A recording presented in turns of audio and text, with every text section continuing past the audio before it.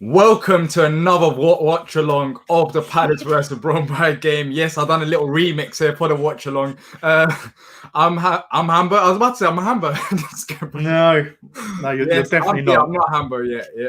I'm Diyar, and I'm joined by Hambo here, who also had technical difficulties right before we was about to go live.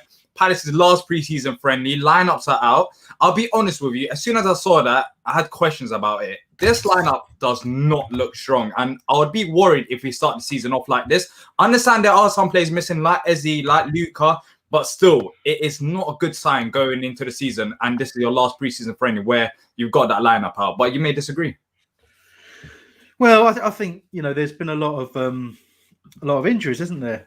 We've still got a hangover from last season in terms of injuries, with centre backs out, Cahill and Tompkins and Sacco in particular. That's three players who would have been vying for a first team place completely missing, which is obviously a bit of a blow. Luca's back for the bench, as you mentioned, but you'd suggest that he's probably been quarantining or something like that for him not to have been involved so far. But obviously, Eze was injured going away with the England under 12. Is it actually injured in the game he played for us and dropped out of the under 21 squad, so he's not fit.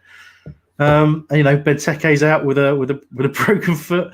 It all starts to add up really. But I don't think it's too bad a lineup. I'm relatively encouraged to see Max making a start again. Sorry, he's on the bench, isn't he, Max? I'm trying to remember. Yeah, Max is on the start.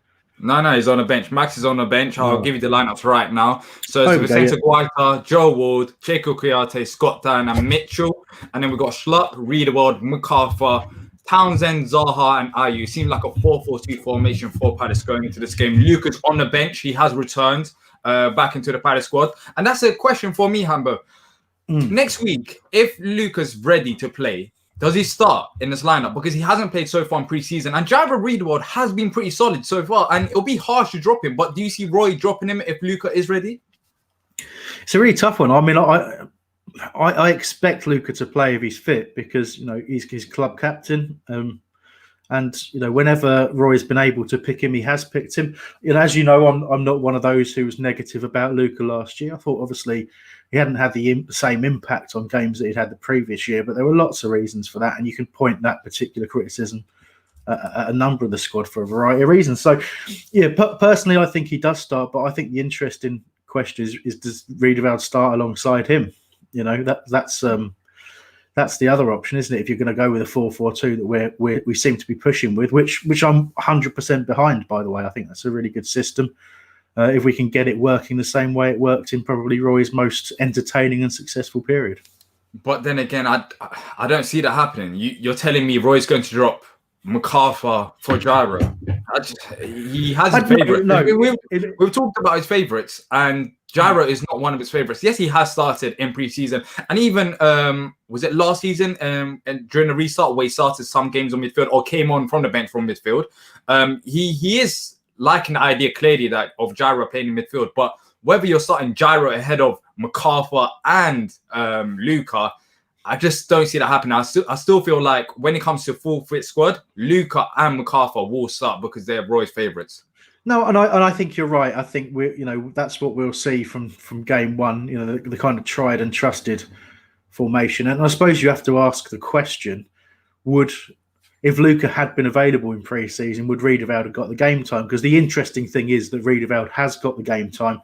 He's had the opportunity in centre midfield where he is looking a very impressive footballer. Admittedly, Mike's decided to join us, but admittedly, it's only pre-season. There's only so much you can judge, but Jairo is winning the plaudits, and that won't go unnoticed by Roy and the coaching staff either. We are very cynical when we talk about Roy and his favourites and all that kind of stuff. But if you look at the pattern of Riedewald's involvement over the last couple of seasons, really, you can see he started to win the trust of Roy and the coaching staff by the fact that he has been more involved. Admittedly, at times it's been forced, but I'd love to see him start the season. I really would, but I have to agree with you, Diyar. I don't see it happening yet. Yeah, Mike has joined us a bit late, but it's all fine. He's out on the sunshine. Have you got your beer with you? Of course. Yeah, here we go. Here we go. So, Mike, there was something that got released right before we went live about Patrick Van Aanholt. He spoke to the guys at the Beautiful Game podcast, and he basically said that Palace haven't offered him a new contract yet. They haven't contacted his agent as well. So he's got 1 year left on his contract, turning 31 next year. What's your thoughts on Patrick Van Aanholt's contract situation? And do you think that we should offer him a new contract? Because I still feel like he's got value in him, and it's quite surprising that there's been no approach at all. I mean, it's starting to be the Palace modus operandi, isn't it? Andros made another throwaway comment the other day. He was on TalkSport chatting to Tim Sherwood, and you know, he sort of said, "Oh, I'm going to be out of a job in 10 months. You know, have you got anything for me?" And you know, it's a joke, but it's an interesting tactic. I mean, Arsenal have been doing it for a while, but it does seem like the club are sort of using the leverage of not being too long left on the contract to their own advantage, whereas you'd usually think that it would be to the player's advantage. I hope we keep him, but it wouldn't surprise me if he did move on to finish his career somewhere else, to be honest. I'd be sad, but couldn't blame him. Yeah, I think it would be a massive surprise if he was to leave, especially on free. I would expect the club to go and offer him a new contract. But let's get some of you guys' questions. Let's Talk Palace says, I'm quite surprised that we didn't start Maya, but I'm glad we started Townsend. I'll be honest with you, I'm not surprised that we didn't start Maya, because it was only last game that he started against against Millwall, not Charlton. He started against Millwall. And he's not in Roy's plans, hasn't been in Roy's plans for a very long time now. But Townsend is starting. Hopefully Townsend has a good performance. Afternoon, Ryan. We should sell him and start Mitchell. I think Mitchell, you know, he could be a starter in the future. This is a perfect opportunity for Mitchell to go out there and prove himself. But then again, when it comes to selling a left back, which we haven't got much of, that'll put Mitchell in a tough position where we told Joe Wood only one right back. If one of them gets injured, especially last season how it went, you'll be in a massive crisis in that department. So I still feel like we should keep Patrick Van Aanholt. Mitchell's got some massive potential. Let's talk a bit about Mitchell then. Everyone's talking about him. Hambo, what have we made on Mitchell so far in pre-season? Right, I mean, there's a couple of things there. Just to mention, the players are heading out onto the pitch at the moment, so we'll start talking about it in the game itself in just a moment. We'll try and we won't obviously be doing ball-by-ball commentary and all that. Hopefully you're all able to watch the game at home. But those of you that are relying on us to describe what happens, we'll do our best. But it won't be play-by-play if you want to go that route.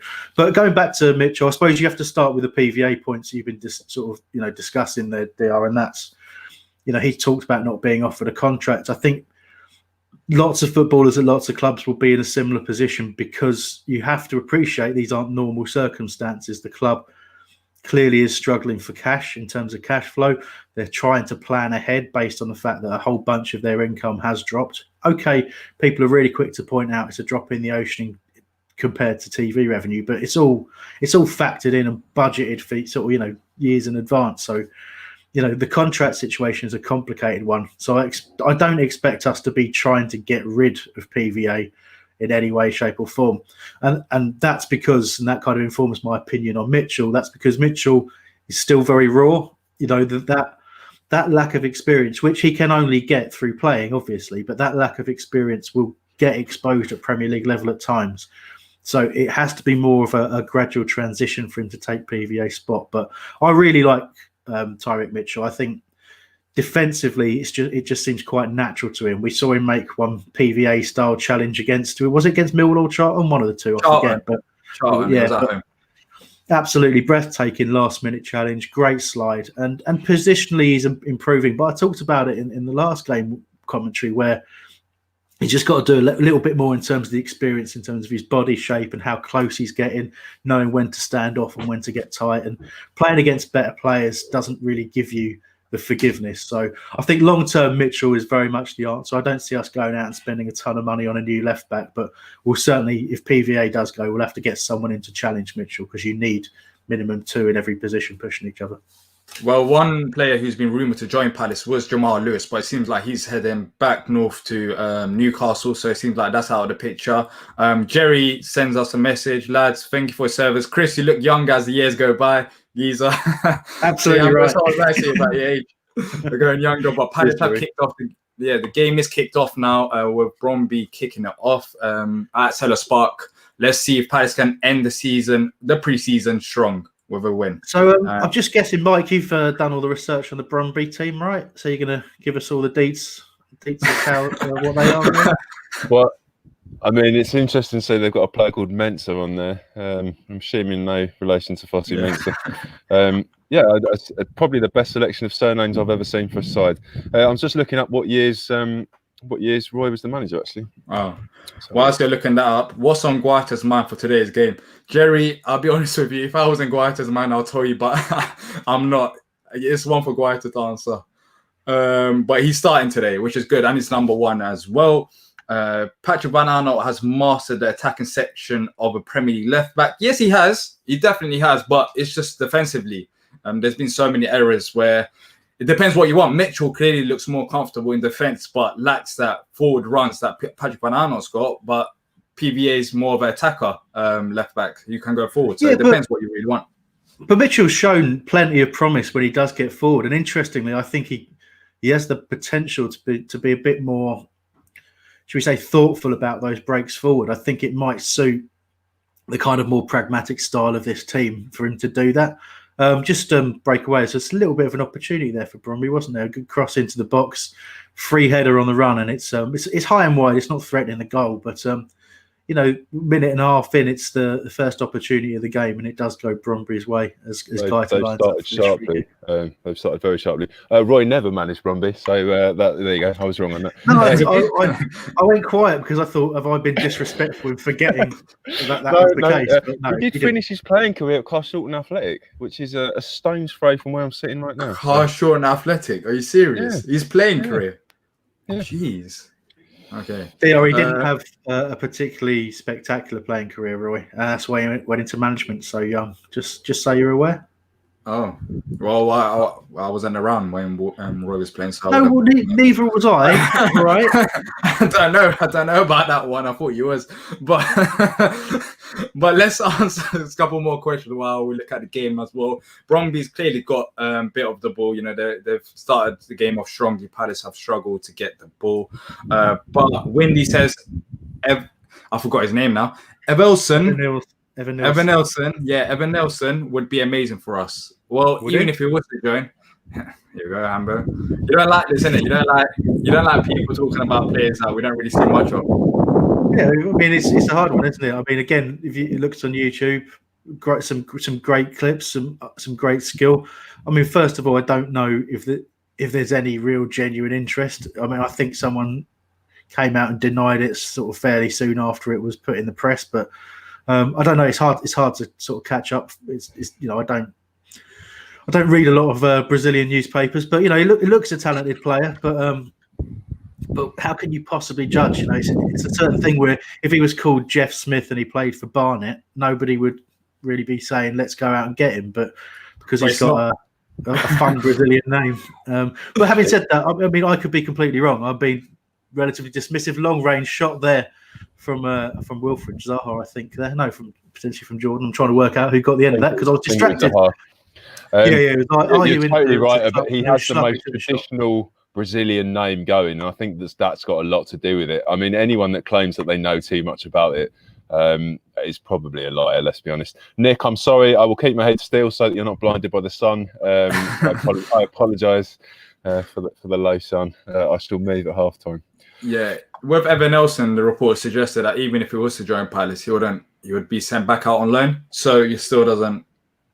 If it is true, it doesn't solve our problems in terms of attacking players. I'm guessing he's a Brazilian player who has potentially like a European passport. It tends to be an Italian passport for players from South America, doesn't it? Because otherwise, how does he get a work permit to come and join us? Is he a full international? Is he? Yeah. Do you know what I mean? That sort of thing doesn't make a lot of sense to me. Palace really right in here, and ref seems to have given a corner, I think. Yes, it is a corner, and the referee is Andre Mariner, so brilliant. But brilliant chance there by Jordan Ayew. Lovely footwork, goes past the Brondby defenders, and then passes it into the middle. Jeffrey Schlupp. It deflects off for a corner. Palace started a bit slow, but now it's getting back into after 2 minutes. But the corner was no surprise, really poor, and they get the ball and the goalkeeper picks up the ball. It is a very open game so far, isn't it? Yeah, it is. It's interesting to see again. Just for clarity, we have got the 4-4-2 formation that's been tried and tested all through pre-season, and it's Jeffrey Schlupp up front with Jordan Ayew, and I think that means Wilf is playing that left-hand side wing role, which he's allowed to come inside from. But I think you'll probably see that swapping throughout the course of the game. I think Zaha will occasionally go up top with Ayew and Schlupp will drop left. And it's good to have that little bit of flexibility, keep people on their toes. But, this already seems a much more competitive game than the two South London minnows that we've faced so far. Let's face it, Oxford were better than both of them. So, we've got a bit of a test today, and it's Brondby on the ball now, lifting the ball into the penalty area. It's headed back across, and Guaita comes to claim. Very quickly rolls it out for Andros Townsend to go on a run up the pitch, starting to build a bit of tempo now this game. So a little bit of a loose pass there, and it's all the way back to the Brondby keeper, who Mike is. A Brondby goalkeeper of some kind. A Brondby goalkeeper. Paul in Germany. Any news on Luka? And then a lot of questions. It's mainly around strikers still, isn't it? People are getting desperate about the striker situation. I assume you guys were chatting about that fairly heavily before I arrived late. So absolutely not. No, we haven't mentioned. We didn't talk about it. Because I'll be honest with you, there doesn't seem to be an awful lot going on there. I think people are desperate for a forward, but I actually personally think that Palace have done the right thing in getting Eze in, and obviously Ferguson as well, and pursuing Gallagher, who we were expecting to be announced when he's back from the under-21s and signed his extension with Chelsea. But beyond that, lots of people talking about Batshuayi because he's available for loan, potentially transfer, and I just don't see us in for him. No. Similarly, talking about the price for Watkins and the price for Edouard at Celtic, and all of these players at the moment, and that's the problem with the striker market. Just they're a ton of money, and we don't have a ton of money to go out and spend. We have money for good value, but we don't have money for the kinds of demands that are being out there at the moment. So personally, from the strikers end as well. I mean, it's not going to benefit Missy to come back to us on loan. It's not going to. Someone at Celtic is going to end up at the very least with I was going to say a winner's medal. That might not be the case this season in Scotland, but the money's just it's ridiculous. It's not going to happen. I think when you said we've done the right thing, you're absolutely right. But we still need other attackers. I don't think it's enough going into. I don't think Eze's enough. I'll be honest with you, because we see Eze's injured and he withdrew from the England under-21 squad. I'm not too sure how severe that is, but this is what happens. This lineup is not good enough for a Premier League club after 8, 9. How long have we been in the Premier League for now? This is our 8th season, isn't it? So season exactly. But Diyar, you're absolutely right in the sense we're minimum 2 strikers short, but to get. So when if we're going to go out and spend money, you've got to go and get someone who's better than Jordan Ayew. Careful, Mike. I know I've said better than Jordan Ayew. Plus, the sun is now in my eyes through your history. But you've got to go and get someone better than. You've got to go better than Jordan Ayew. You've got to go better than Benteke. Might be people laughing at that one, but you've got to go and get an improvement. And to get 2 strikers, which we desperately need, you've got to play a bit of a patient game, and you've got to maybe wait for the right moment for the right player, because it's a big outlay, and if you fail, if we go out, we spent 27 million on Benteke, big wages, although less now, but still big wages, and look at the hate he gets after 1 good season and then 3 terrible seasons, and he gets a lot of hate. And if you imagine we make that mistake again, we spend the money that we do have on a forward, which we desperately need, but if you don't get the right one, then you're going backwards, aren't you? And that's the real danger. But yeah, just in terms of the game, Brondby's still pressing, aren't they? Sorry, say again. Schlupp's been a striker in the past as well, so nobody gave Ayew a chance, particularly when we signed him. Schlupp could turn up to be the next Scott Dann. Decent chance for Brondby there. They're pushing forward, crosses into the box. Palace can't. They're struggling to deal with them, really. The first cross into the game, we cleared it out, and then now this one back into the post. Good work there from Joel Ward, for sure. Yeah. I do want to just end my point on strikers with saying I do believe, because at the moment, clearly, Zaha is one of the options up front, as well as Jeff Schlupp. If Zaha was to leave, if somebody was to actually show some interest and bid some serious money for him and he goes, Palace will have options lined up and will have to spend the money, because the only reason we don't need to massively panic, and we do have the luxury of being a little bit patient, is that we do have Zaha as an option up there. But he goes, then that's a big deal, really. Jamal asks, do you think James McCarthy is leaving? Depends if Celtic have got the money, really, I think. But if they do, I can see him. I think going. Yeah, I think so, yeah. And I don't know if you saw, Diyar, there were rumours of Kouyaté going to Turkey. Yeah, Turkey. That's not. Why would Palace do that? On loan as well. Look at our squad right now. Kouyaté's a starter. Kouyaté's been a starter all pre-season because we're so low on numbers. So if Palace do loan out Kouyaté to Galatasaray, then what on earth is going on? Did you just see the skill from MacArthur there? Yeah, outrageous. Last man, and then a weird sort of. How would you describe it? It was a sort of turn. Yeah, with a semi sort of drag back with a feint. It was a combination of skills that nobody in Scotland has ever produced. So I don't know what he's doing. I really don't. But that was fantastic to see, and actually put Palace on the attack for a little spell of pressure till we gave the ball away there. But breathtaking stuff from Macca. Yeah, there you go. Maybe he's the answer to all our prayers. You'd expect it from Sacco. You wouldn't expect it from him. Yeah. Ball is back with Palace at the moment. Yeah, sorry, Dale. I'm sure you're going to want to get to some more comments and things if there are any. But anyone in for Wickham? Anyone? Where is Wickham? Find Connor Wickham. Where is Connor Wickham? I mean, let's face it. He's in training videos, but he's not even making benches. He's not playing in the 23s. It's pretty clear the only reason Wickham is still at the club is that we're trying to get some value from him for someone to come in for him, whether that's a loan with a fee or whether that's a transfer. But, as yet, there's not even rumours of him going anywhere. But, he's telling us that Wednesday weren't interested, isn't it? Yeah.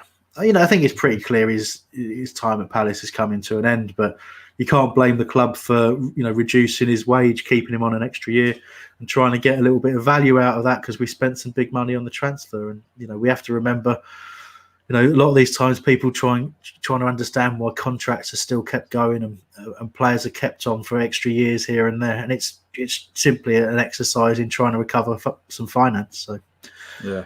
Martin Carter says that Wickham is injured according to Roy. No surprise there. He's injured more times than he plays. He definitely is. Like, I haven't even seen the guy play. What is he injured? What happened now? Like, why is he always injured? Jeez. I mean, it can't be that bad of an injury, can it? Really? Because but still, the training videos. Yeah, he was available for the Oxford game. He was available for the under 23s for a good few weeks, and okay. If he's picked up another niggling injury now, it's just another in the long line. And I know people sort of almost hate him for that, and then they're like, "Oh, he's picking up a wage." He can't control it, I know. Of course. But it's like, come on, now, like what? Yeah, of course. It's a bit like Johnny Esther. Like, what if he wasn't injured? What would he be? I know Albert doesn't agree, but he would. I know Albert said that he wouldn't be all that, but it's one of them questions where he's not here, is he? Just a quick breakaway for the game. There's a lovely bit of skill from. I'm trying to work out which number the Brondby player is, so Mike can look it up. Let me get these up. Number 7. Number 7, yes. Whoever the number 7 is, because I decided I was going to bully you about who they all were for the entire show without telling you. But a lovely bit of skill, lovely bit of strength, and he's got a dangerous free kick for Brondby. Probably 20 yards out, maybe. Sort of. Yeah. Well, actually, I tell a lie. 25. Potentially approaching 30 yards out, but it's from it's the right side of the box, if you like, and there's a potential for a left footer or a right footer to take it. The right foot has chipped it towards the back post. They're going to try and head back across, which they do. A couple of swinging legs at it. It's still with Brondby, but Palace trying to smuggle it away, but it comes to nothing. After that, where's that shot going? I don't know. That's not a corner. Yes, it is. Yes, it is. It is a corner. Mariner gives a corner, but yes, Brondby once again, with crosses. This time is a free kick, but back post. They're targeting that back post and nearly got a head as well. It was a block shot corner to them. What about Rob Street? Well, what about Rob Street? Yeah, I believe in our striker conversation. Yeah. No, so I mean, again, it's only opinion. I've not seen him play a huge amount. I've seen him play a few times. Good thing about him is he started playing up an age quite early. Seemed to have a knack for leading the line. Physically, he's got a bit of an advantage. He's a fairly big lad, and but if we're saying is Rob Street going to be leading the line for a Premier League football club this season? No, absolutely not. I think in terms of development, he's one like even the very best in our academy who need game time at a different level. Train with the first team, travel with the first team, hopefully get minutes here and there if they can, particularly in pre-season. But he's not. Have you seen Rob Street on the bench for the first team in pre-season? No, you haven't. So you've got to say J.K. Gordon's ahead of him in that respect. Who's again on the bench today. So if there was an academy striker to play, it would be him. But I think, and I suppose what you were saying earlier, Diyar, if we get a couple of injuries up front, you potentially could see it happening if we don't sign someone. But a lot can happen by the end of the transfer window. Yes, we've still got nearly a month left. Do you have any idea how bad the Eze injury is? Royce spoke about after the Charlton game, and then other than that, I haven't heard anything about it. I haven't seen anything as well. The answer, I mean, look, I think Eze spoke about himself as well as Roy, and it was he felt the groin, so to speak, and it would just be a case of resting it. He's not torn it. He was able to cover. There was a question as he might actually play on in the game when he was substituted at half time. Didn't train and play with the under-21, so it's obviously bad enough that they couldn't risk it. But it's not a bad injury. I expect him probably to be maybe on the bench for the first game if we're lucky, but he won't be out for months. Just getting back to the game, a minute ago, Brondby were about to knock in a ball. Tyrone Mitchell blocked it really well. Brondby had a corner which went out to their illustrious number 4, Rosted. And again, Palace defended well. So a bit of pressure from Brondby, but it didn't look like it was going to come to anything. Yeah, my blood pressure is remaining calm right now. So it hasn't been that exciting for Palace. The last few games, we've had moments where I nearly lost myself, but right now I've been relatively calm. So it's when we score goals, isn't it? It's when we score goals. You lose. Oh, the runs. It's the ones after we score the goals. We just go crazy, but until the goal, it's all calm. Let's go through. So the score is still 0-0 for those asking. It is 0-0. And Luca, we already talked about Luca Paul, but he's on a bench, and whether he'll come on, I suspect he'll come on, especially in the second half, to have some minutes. Yeah. But we've been talking about him and whether he should start the first game of the season. I'm not too sure, but then again, with Roy, I wouldn't be too surprised. So opportunity almost there for Palace. Very interesting defending. Yeah, I was going to say very slack defending. Townsend plays in the pass. Terrible defending, trying to leave the ball to run out of play. Zaha was quick to it, cut it back, and it's been knocked out for a corner. Well, that was Maxo of the Brondby centre back who, for some inexplicable reason, stepped over the ball. Odd, very odd. Yeah, like I say, I think he was just casually trying to let the ball run out of play, but probably not used to the kind of intensity you get from top Premier League talent, shall we say. Corner was relatively dangerous, but ended up going for a throw for Palace on the left-hand side of the pitch. Taken quickly, just pushed into Jordan Ayew now. Ayew looking for some way of getting that ball across, but Palace very patient in possession, and that's been a factor of the pre-season as well in this system. But we're in here on the left-hand side, cut back from Ayew towards Zaha, goes over his head, leaves it for Townsend. Townsend a little bit slow to get the shot away, still looking to try and shoot, trying to chop back a couple of times. Just release now. That was the Schlupp on the left-hand side of the penalty area, and he's drilled it into the side netting in the end. Good opportunity, just absolutely flashed at it really, and again, best opportunity for Palace. Nice bit of play, a little bit of pressure, but just a little sloppy in possession from Andros. Andros can just shoot. He has so many opportunities, like just release, and he's not shooting. But anyways, good pass. Schlupp hits the side netting, but that was powerful. Okay, you nearly got there, Diyar. You went a little bit higher pitched, so we're progressing. Yes, Palace have got more chances now, more dangerous chances so far. You would think the 56% battery would last you a half, wouldn't you? But I'm down to 11% already, so I might have to go and plug in. And you were only here for part of it anyway, so yeah. Well, we lose you, Mike. We lose you, and we'll have to rely on somebody else. I'll go and plug in a sec. All right. But just going back to the Luka discussion, we did sort of talk about earlier, probably before a fair few of you joined us, and that was we're discussing the fact that him to not be involved until now would strongly suggest that he was probably quarantining, whether it was for a positive test or whether it was for just travel reasons or something like that. But yeah, you would. I mean, that's speculation. It's not based on anything. I've seen a few other people come to the same conclusion as well, but it seems that he's very much back and about now. Whether that sets him back, Diyar and I obviously were talking about the whether he starts the first game in the season. We're both suggesting he probably would start alongside MacArthur, but depends how fit he's been able to keep himself whilst isolating as well. So, maybe he won't start. Sorry, quickly get back to the game. Brondby have been having a lot of joy down the flanks, and another cross just now from the right, and the shot went over the bar. It was a bit of a stab, but they are getting a lot of joy, especially down their right hand side, our left. Yeah. What's the score, please? The score is 0-0, Lee. Palace have had a couple of chances, so have Brondby. It's been a relatively even game, probably our hardest game so far in pre-season. 21 minutes gone, 0-0. We've done a lot of stuff for games over the years, and what's the score is the most common question by a long way. And I always wonder why, I promise that we'll say if Palace or Brondby have scored. That's number one. I promise we'll tell you. You'll see a reaction. You'll see a reaction always. Yeah.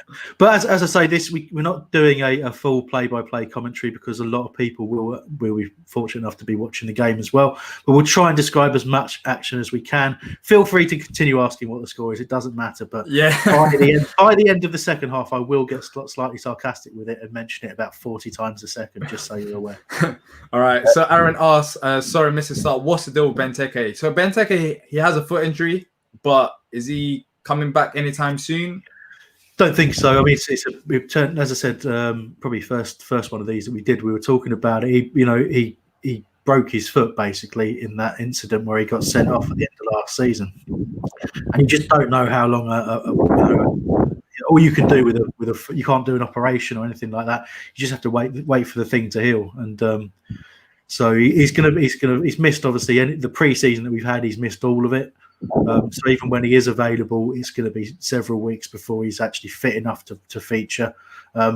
Desperation dependent, I guess. But you'd imagine he's probably at least a month away from playing for Palace, if not longer. Sadly, or not sadly, depending on your opinion.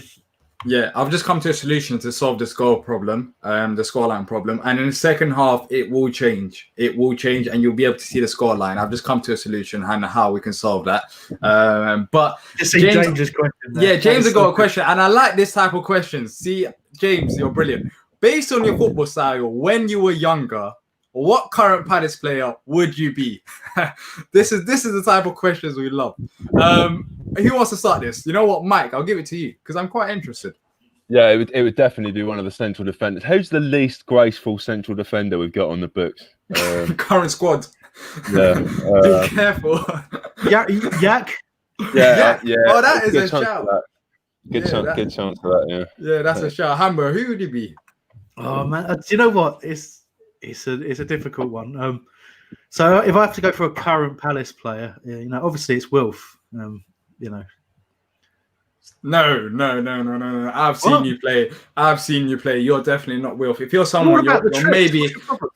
Who are you? Who just stands on the pitch, doesn't do enough? You're Jason. I was going to say Jason Punch and run around in circles, but all joking aside, if this will be before your time, I think Mike probably might remember him. But my nickname playing five-a-side and 11-a-side, to be fair, was when I was a kid was Jan Mulby. So he's a former Liverpool player who was fairly chunky, but possessed good footballing skills. So I always took it as a compliment. And to be fair, it was meant as a compliment. So everyone would shout Mulby when I got the ball. So that was good times. But yeah, yeah, I won't go into it. I didn't always. Ellie, how do you watch the match? We don't have the rights to show the match. You have to pay for it. I'm sorry. Yeah, it's on Palace TV. If you get download the Palace app, you'll be able to watch it. And Palace are through on goal. Jordan Ayew. He crosses it. Oh, James. Oh, Diyar, you're so far behind me. You're so far behind me. I know. He crosses it into the box. And yes, it's a corner now. He crossed it into the box. Jeffrey Schlupp was right there, but the Brondby defender sticks out her legs and intercepts it. And Shelley, as Mike said, it is on the Palace TV app. You just have to pay for it. And yes, as said, he'll be Vicente Guaita. I would be Joe Ward. I think I'll be Joe Ward. I'm not going to lie. Why laughing? just thinking about your physique. Anyway, I'm just going to go on mute for a little bit. No, but we're talking about physique as well. There's no one, that's skinny as me right now. So I'm talking about play. No, that's fair. That's fair. If Joe Ward was like put into a cave and starved for 6 months, I'm going on. I'm going on a bulking plan, bro. I'm going on a bulking plan. I'm starting gym next week. Yeah. I'm starting gym next week, and this time I'm going serious. I need to be consistent. All right, good. Because you ate a lot of chicken before, didn't you? Exactly. And then afterwards, I stopped the chicken. So all my exactly. let us know which current Palace player you would be at home and why. Exactly. So Ash would be Vicente Guaita. Ash, let us know why. Beardy says if I were a former player, I'd be Jordan Much, useless and unwanted. And hated by me. So exactly. Careful there, Beardy. Eon says, heard a rumor Ferguson won't be fit till 2021. Any truth in this? I don't think so. 2021. Oh yeah, I don't. He's back. He's not doing contact training, but he's still back in training. He's doing rehab. So we're just in here in the middle of the box. Oh, it's another opportunity, but really wasteful cross by Jeff Schlupp, who drifted down to the right side of the box. Lots of opportunities, getting in behind Brondby pretty well here. It's so open. It's so open at both ends, isn't it? Really we're crossing. We're crossing it, but there's no one in the box to actually like go and finish it. It's like we kind of need some kind of central forward who likes to sort of get to run at the ball and try to score goals. That would be a great idea. So going back to Ferguson, I think you're right, Diyar. I mean, unless there's been a setback in terms of the medical staff looking at the recovery of that injury. And just and seeing something in the knee that's not quite right, that hasn't been publicly talked about. The last information available and the things that you can see online are they're just waiting for the right moment to get him back into full contact training. And we're not tremendously far from 2021, but we're far enough away that unless something's changed, I would expect to see him before that. Interesting challenge in the penalty area there from old Maxo again.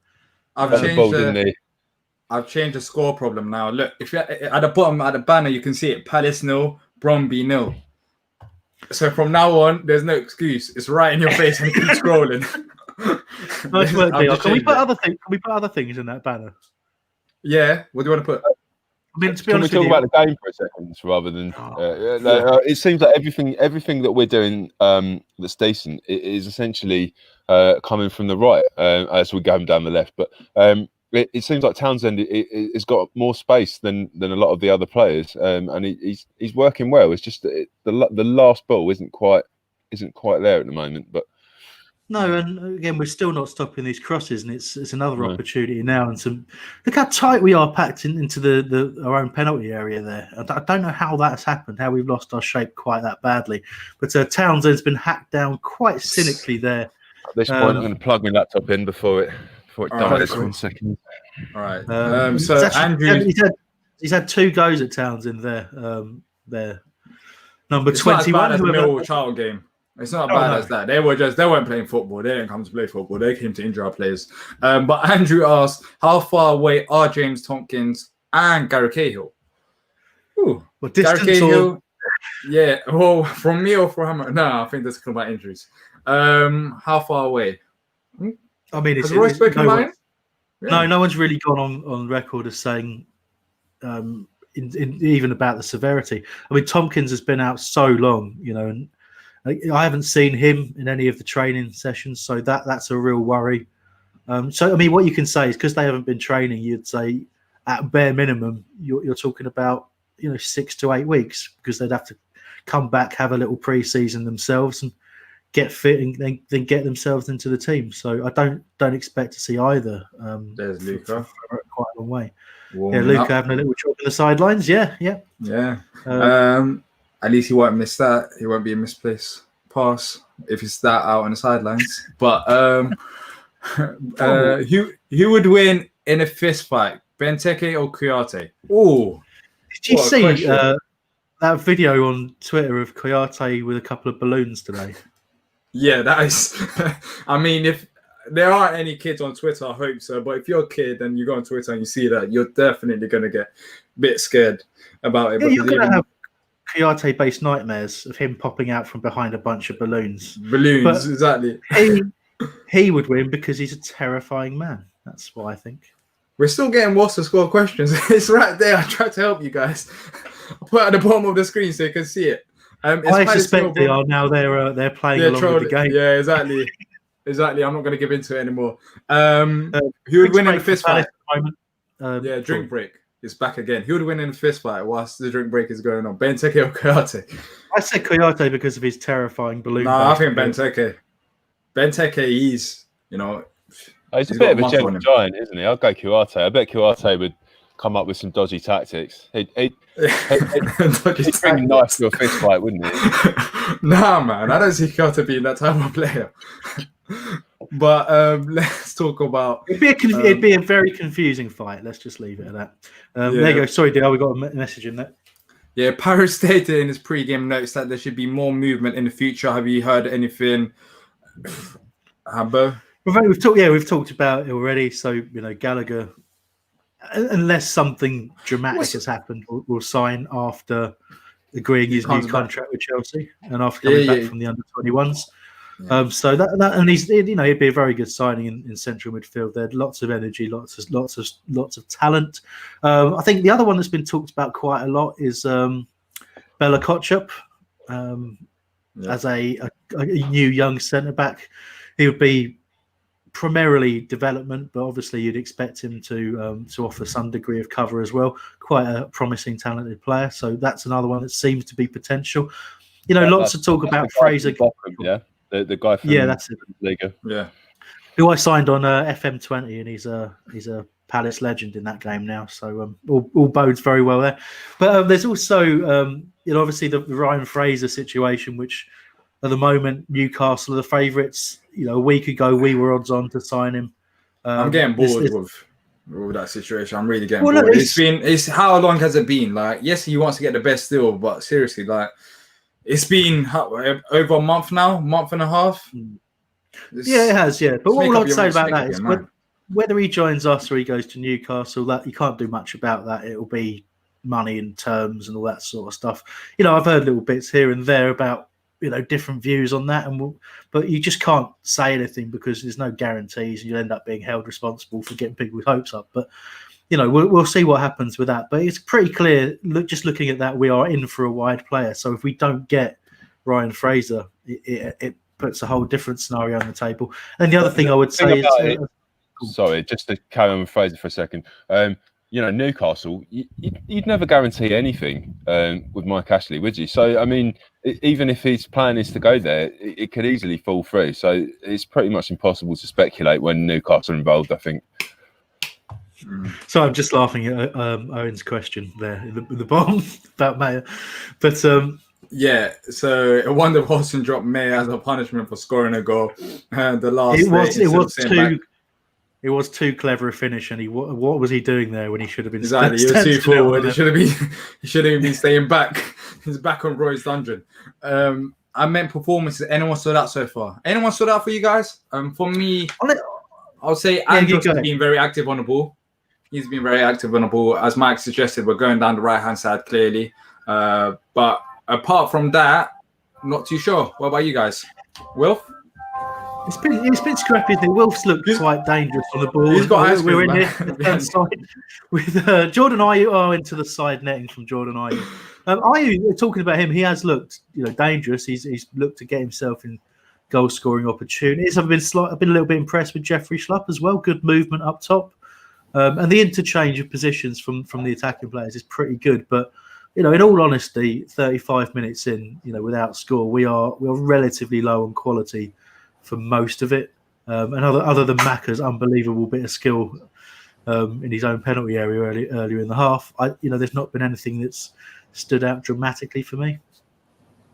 Gyro looks like he's been spraying around the ball nicely. As you say, Townsend, Schlupp and Ayew, which is odd considering there's been very little quality in terms of shots. It's interesting that the front players are the ones that we've picked out. But just nice. I mean, Scott Dan did really well there coming across to cover for Joel Ward in the right back position. And I think, we often forget to mention the defensive part of the game when we're talking about stand-up players. I'm just going to break away now because Ayew's putting Wilfried Zaha in left-hand side of the penalty area. Zaha cuts back, smashes the ball home for Palace 1, Brondby 0. What a goal! Sorry, I'm playing, but what a goal! I was just waiting for Diyar to catch up.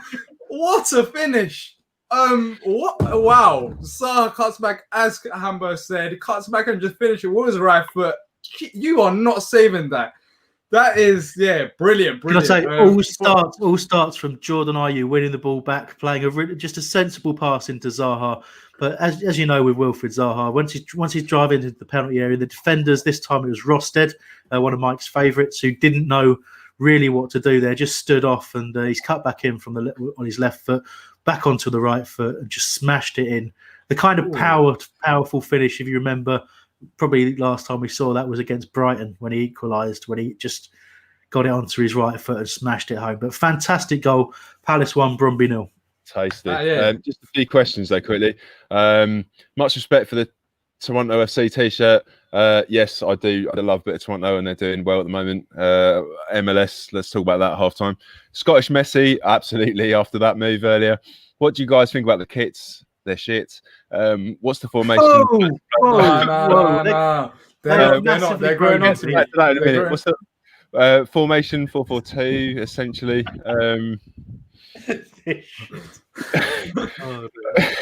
Yeah, it is a 4-4-2, and Wilf is playing left-hand side of midfield, and it's Schlupp and Ayew up top, the sort of main headlines there.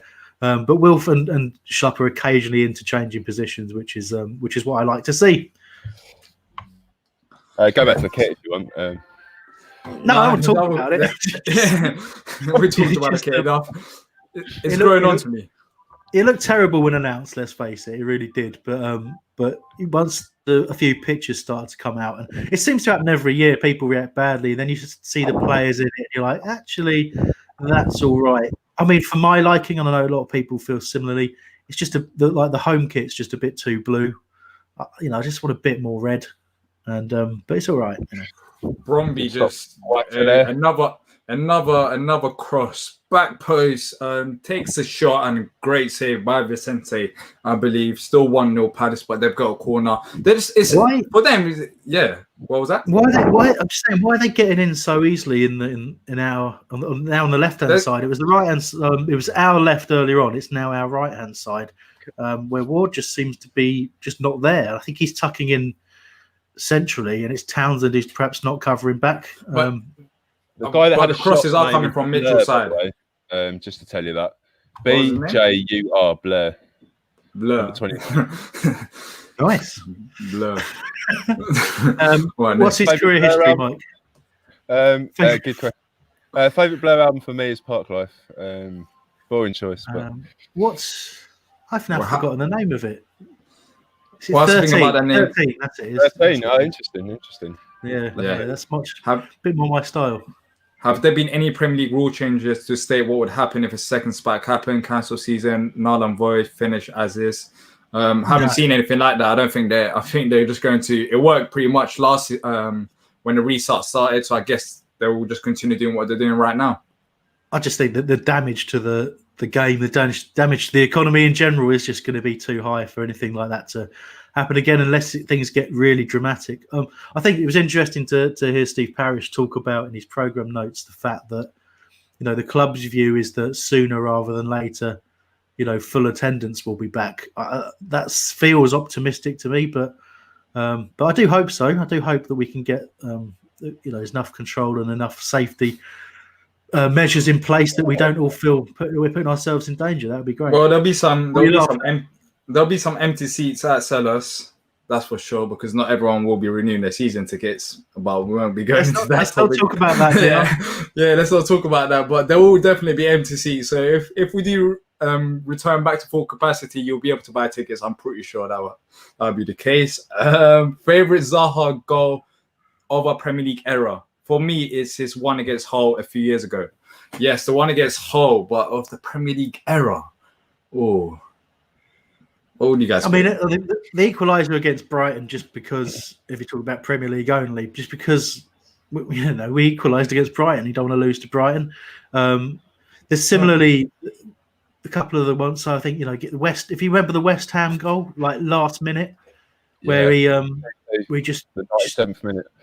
Yeah, that was beautiful as well. And last season, although it didn't mean anything, the long range against Chelsea was probably the best goal I think he scored. The Huddersfield goal when they were slugging him off in the away game a couple of seasons ago.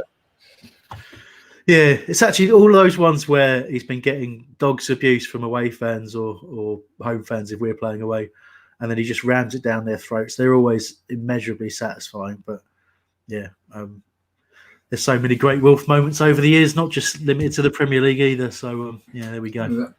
A bit slow from Palace in terms of they're keeping the ball, but it's the intensity, it's a bit slow. Brondby down the right again. Yeah. It's got past Mitchell way too easily. Guaita's come out and taken the cross there. All game. So reverted, but good work from Guaita. Yeah, it's happened. Zaha's in again. He's been taken. My blood pressure is slowly rising end to end. It's happening. But what's it called? Mitchell's been getting beat all game, really. I don't know what's happening, but down the left-hand side, they've been attacking that side, and then they've been putting crosses into the box from minute one. Pretty clear for me. If you think about the protection he's got ahead of him, Zaha is playing much higher up the pitch, so there's not. So all it takes is to double up quickly on Mitchell, and he doesn't know where to go. That happens to PVA as well, so it's not specific to Mitchell in this particular situation. But it's just we've elected to go with a system that unless Zaha reins himself in, which you don't want him to do, we're going to leave ourselves exposed in that area at times. And similarly, as I talked about a little while ago, Townsend very much doing the same at times to Joel Ward. Massive amount of experience in Joel Ward. You trust him back there, but he's once again there. A long ball forward nearly caught him out, and Guaita had to come out of his area, play a bit of a sweeper keeper role to intercept. So they're clearly targeted. I like the fact that they've gone with a tactic that's a bit more attacking for a team that they think they can beat. So there'll be situations last season where we were playing against a team we could easily beat if we were more expansive, and the forward players were covering too much. So I kind of like the fact that they're taking a risk here. But Mike, what happens when the season starts? What happens when the season starts? We will go back to square root one where you just see the same. Diyar, do you know what exactly? No. Ignore that question from Hambo, Diyar. But we'll go back to square root one, and then you did it again. What's the square root of one? It's either root one or the square root of nothing. I'm watching Brondby attack right now, and it's down the left-hand side again. What happened? Just picking up on your mixed metaphor there, but let's not get wrapped up in that. Diyar's mixed metaphors are always fun. I'm going to make a lot of questions that we've not gone through here. Exactly, that's what I'm we're reading them all, but they're just coming through faster than we can reply to them whilst also watching the game and telling you about the game. So sorry. Ash has said, what did you think of the test of fans in stadiums being Brighton Hove Albion and Chelsea? Why did I say Brighton Hove Albion? And versus Chelsea, the most sedentary fans in the league. I think it was more because they're the most prone to disease, both sets of those fans. Yeah, let's answer that. Let's move on from that. What is the greatest Palace goal ever? Jeez, what's my greatest Palace goal ever? I'll go with the Bright. You know what? It's going to be controversial. It depends what you look at. There's so many big goals. It depends. I don't know. There's that Hillsborough game. I mean, in terms of how it felt, right? In terms of the importance of it, if you look at and the fact it was a great goal as well. I mean, David Hopkins' goal against Sheffield United in the playoff final, pretty much last kick of the game. That was probably, if you look sort of ticking all the different boxes, that was spectacular. As Wilf completely through there, but dragged his shot wide, the left-hand side, just approaching half-time here, by the way. But there's so many great goals out there. That's one that popped into my head. But you think about Dougie's goal against Stockport. Again, all of these before your time, Diyar, but Dougie's goal against Stockport to keep us in the league, just basically picked up the ball and just wasn't going to let anything else happen other than to score a goal. There's been some absolute stunning strikes from all over the place throughout the Palace time I've been supporting Palace. I mean, there was a goal from Andres Rubins that was just absolutely outrageous. I don't know if anyone remembers him or that goal. Dean Gordon used to hit a few. Hambo's just picked like 20, 30 goals. He asked for your favourite. Darren Pitcher against Wolves. Yeah. Chris Armstrong against Wolves. He asked for your favourite goal. Are you going on about like 40 goals now? What's your favourite one out of there, Mambo? I need to lie down. I don't know. My favourite Palace goal was Wilfried Zaha's. Both were great, but I suppose probably the second goal against Brighton in the playoff final. Playoff semi-final. As the half-time whistle goes, that just meant everything to me, and I loved it. Okay, what about you, mate? It's penalty for me. Boring, but that just beats Ferdman against Stockport, I think. We'll go through the last couple of questions before halftime break. So square root of 1 is trigonometry divided by pi, apparently. Afternoon QS, Friedman versus Stockport for Ash. What's the score? It's there. Palace 1, Brondby 0. I'm pointing at it on my screen, but that doesn't help. Darren Ambrose versus Manchester United. We're 1-0 up. Zaha. Of course, Colin. Score? Didn't even mention it. And then Ambrose super goal as well. All right, so we'll have a half-time break and we'll be back for the second half. Yeah, thanks for joining us, everyone. I'm just gonna, we'll be back. What would you reckon? 5 minutes before the kickoff for the second half? Yeah, great. All right, see you then. All right, cool. See you.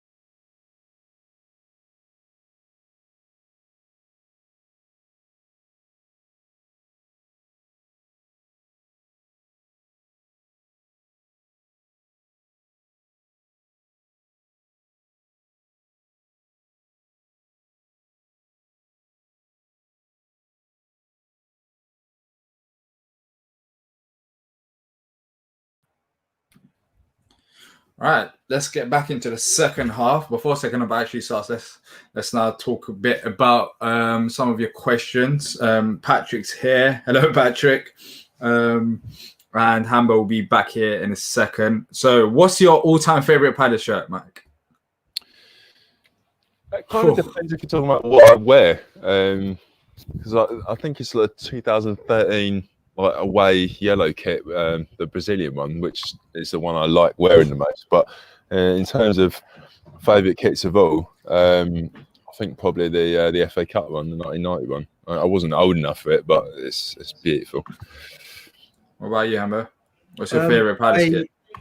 I really like the Adidas. Was it? I'm trying to. I always get these confused whether the Adidas one was the Lombardo kit. I think it was, but the kit where we had Lombardo, that one. Yeah, that was a stunner.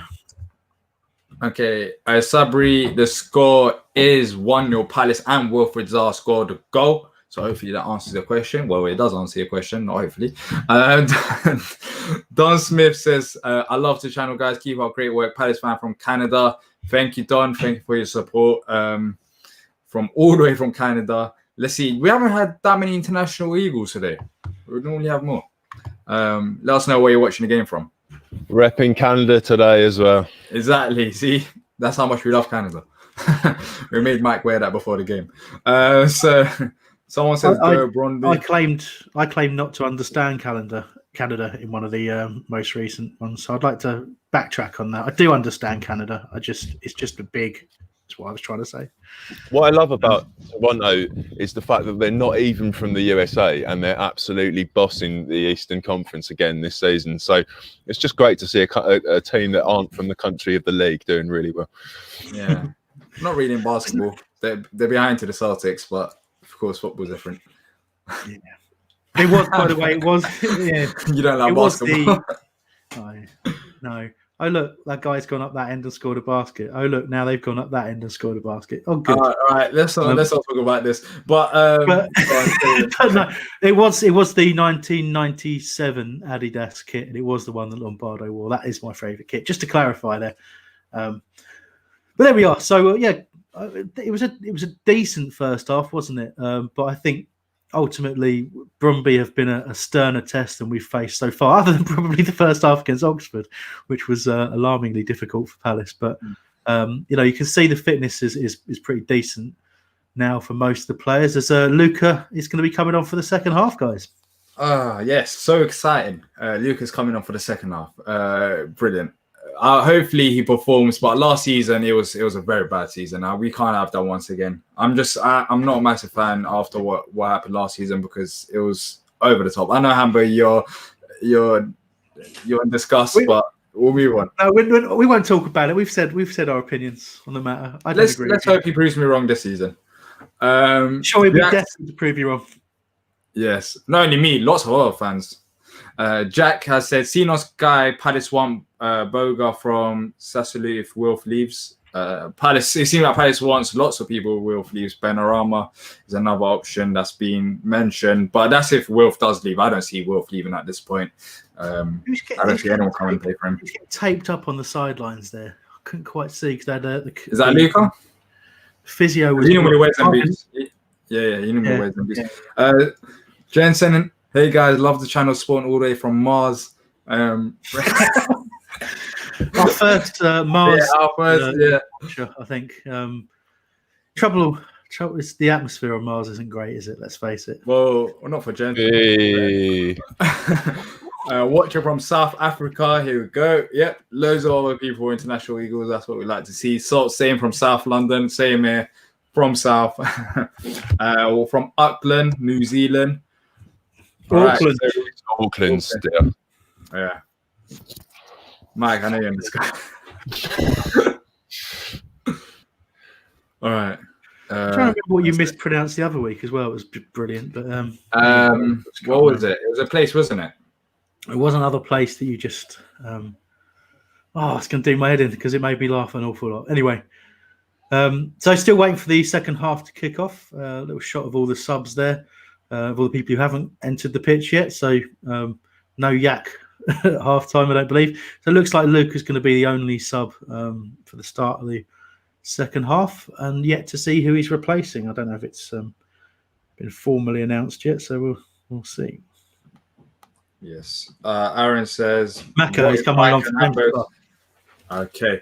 What is Mike and Hambo's snack of choice this afternoon? # bring back Jules. I mean, you go first. I was just thinking, I haven't really thought about it, but I've got some bacon and eggs in the fridge. Probably have some of that. So I got leftover curry from last night after this. What's the dominant feature of the non-meat based curry?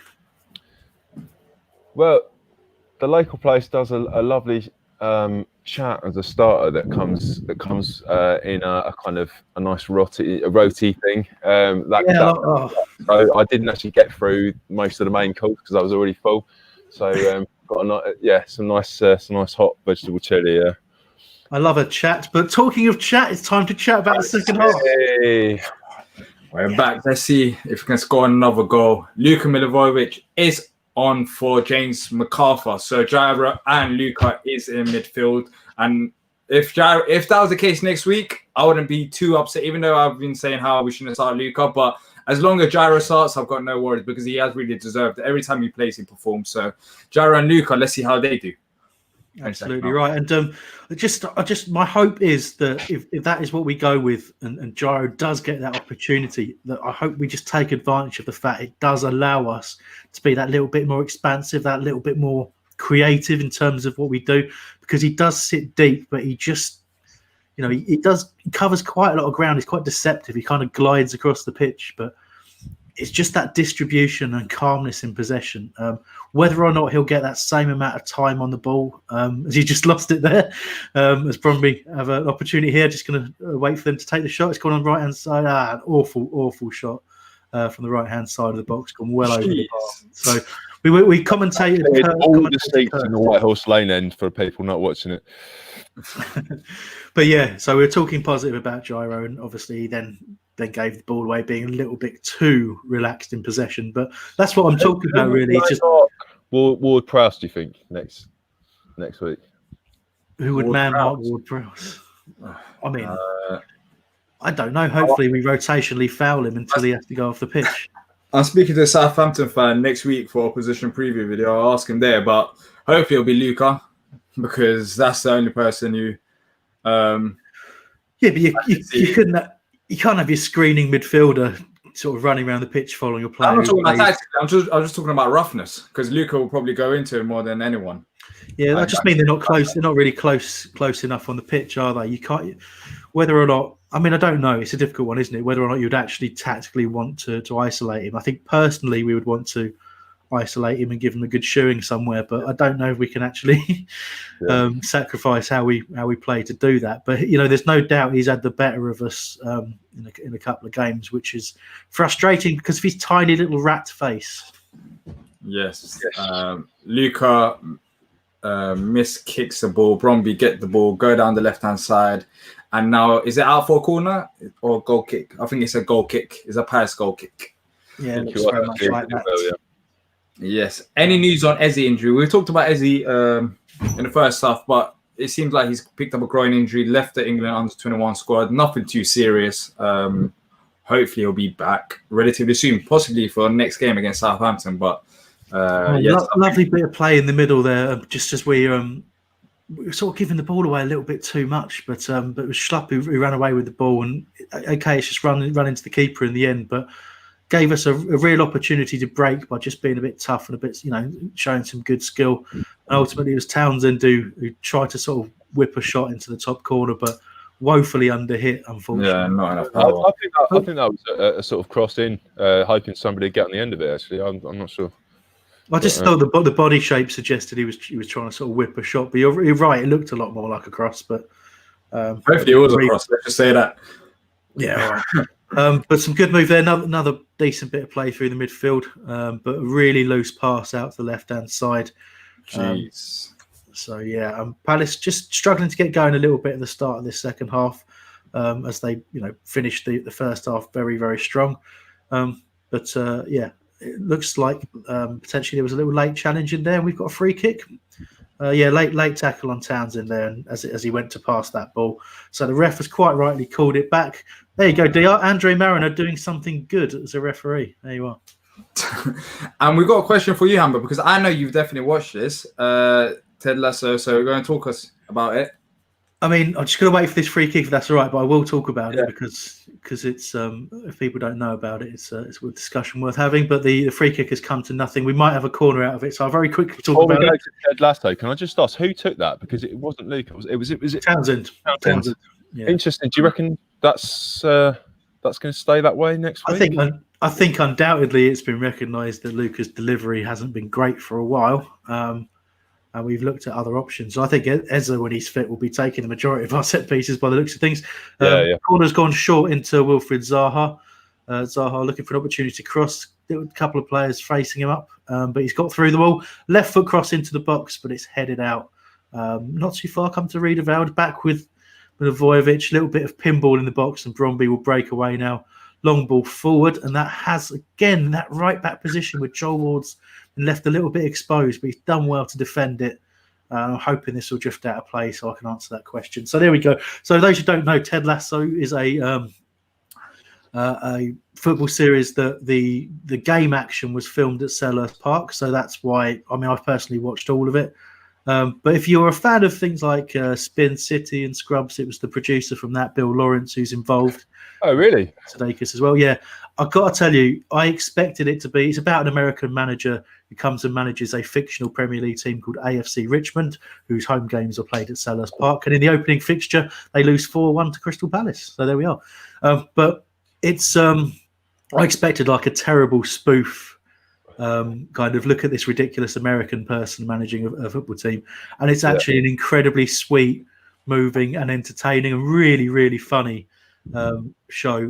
Brett Goldstein, who stars in it and has co-written it as well, is genuinely brilliant. I can't speak highly enough. It's on Apple TV. I was fortunate enough to have a subscription to that. I don't pay for, but I will have to eventually. But so I wouldn't say go out and spend £10 a month on Apple TV. But if you can find a way of watching it, suggest you do, because it's brilliant, and you just get to see all these little things that from filmed at Selhurst. So great. Ayu's completely through the middle now, and he has missed mid left. Unbelievable miss from Jordan Ayew. Chance. Jeez, that was harder to miss. If he just hit with his left foot, and that was a clear left foot. I don't know why he tried to hit with his right foot. Literally in the middle of the box, one on one. You can't be more one-on-one than this.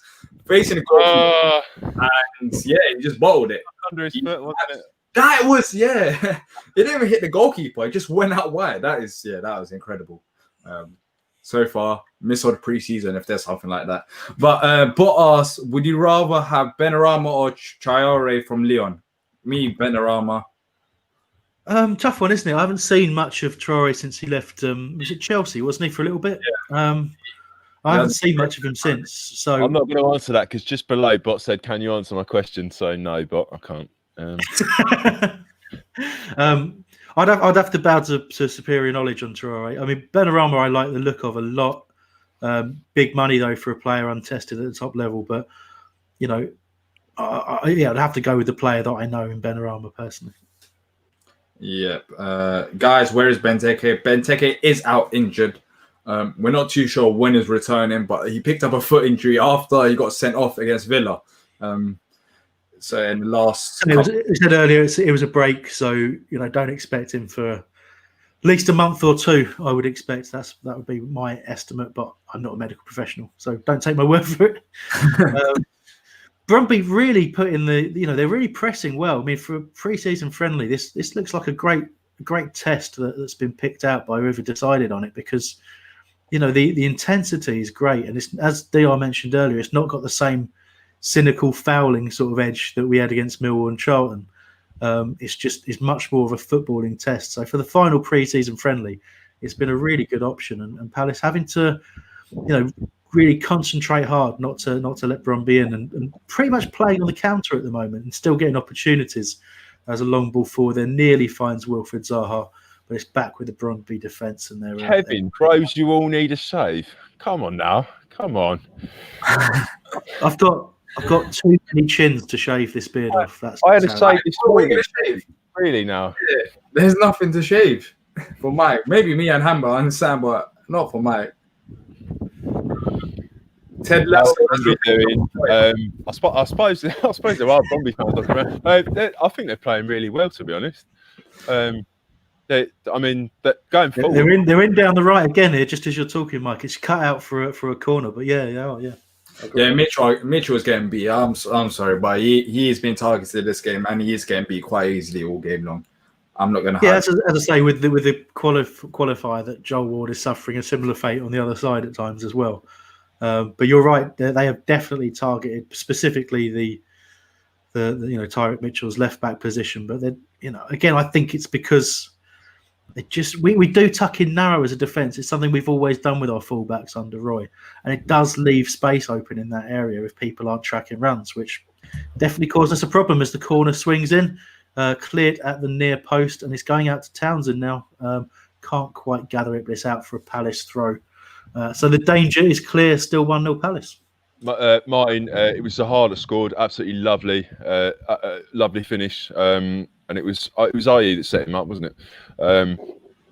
Yeah. So it's well worth watching. You'll be able to see it later, I'm sure. Predictions for the season. Get into that in a second, I reckon.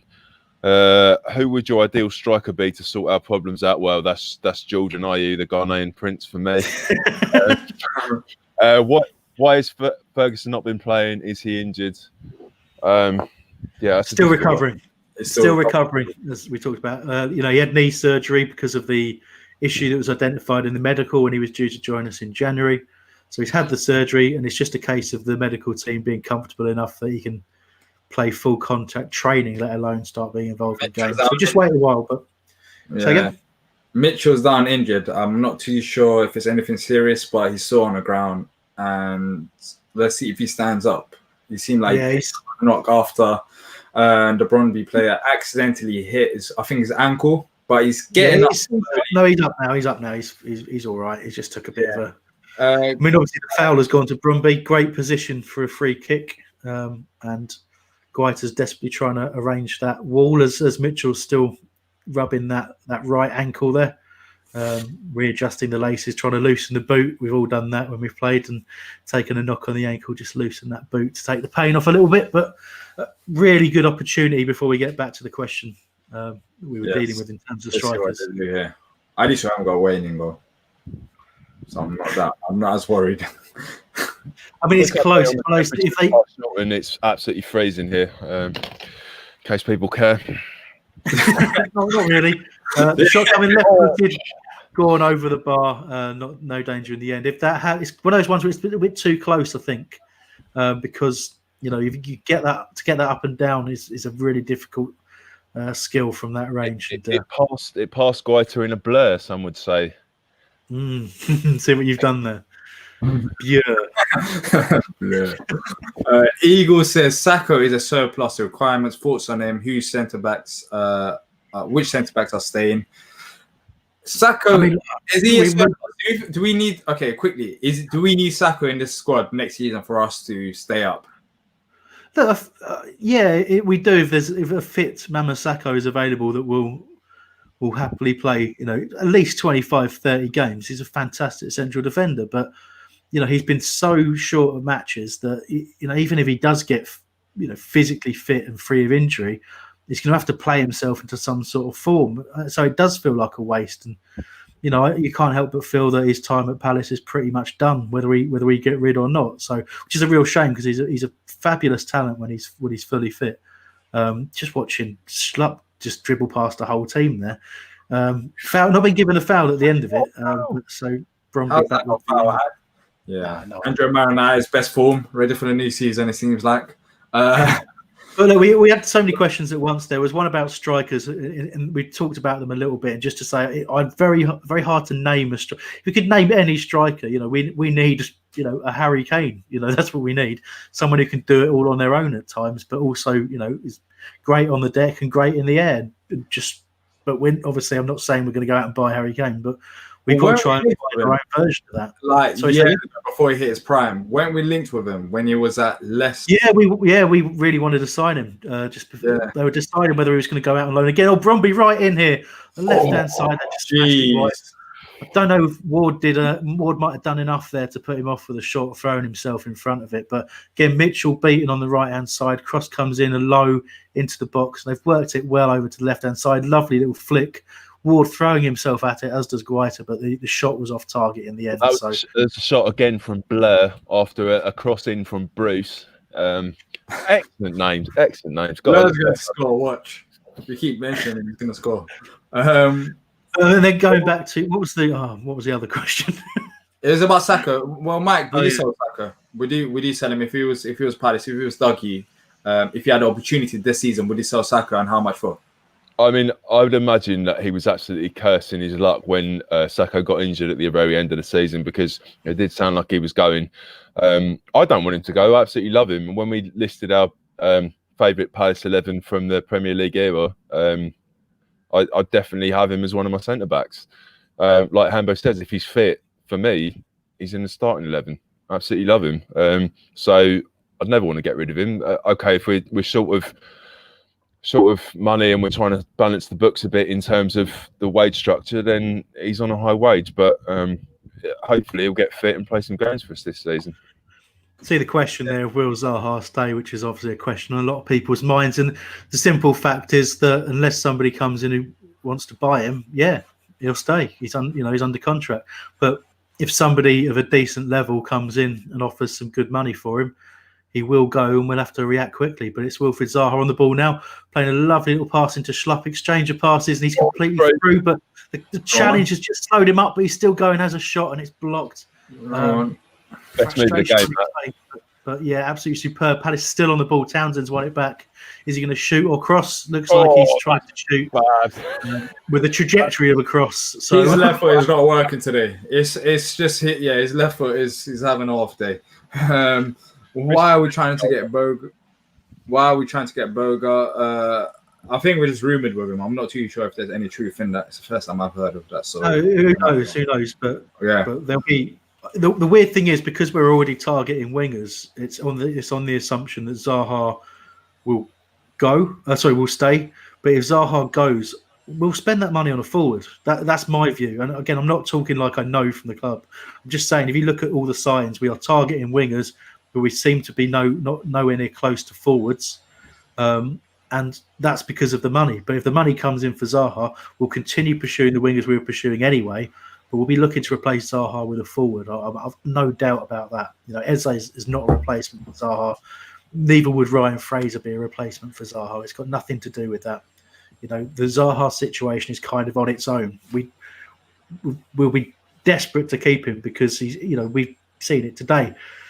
Even in pre-season, he's still by far our best player, and he looks much more like his old self in pre-season. I think hopefully you guys would agree. I do agree. I wonder if Eze has given him a sort of new spring to his step, to be honest. I mean, imagine those two together next season. I mean, we've only got a week left of the transfer window. I'm beginning to, I was assuming he'd be going, but with a week left. No, we've got more than a week, mate. We got to October. A week left of the season.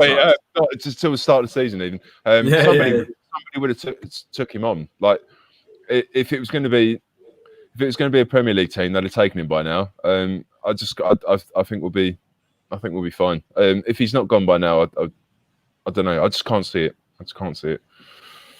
Yes, he has to have a big. If he wants to move, it's up to him. Really, it's not up to Palace at this point. It's up to Wilfried Zaha.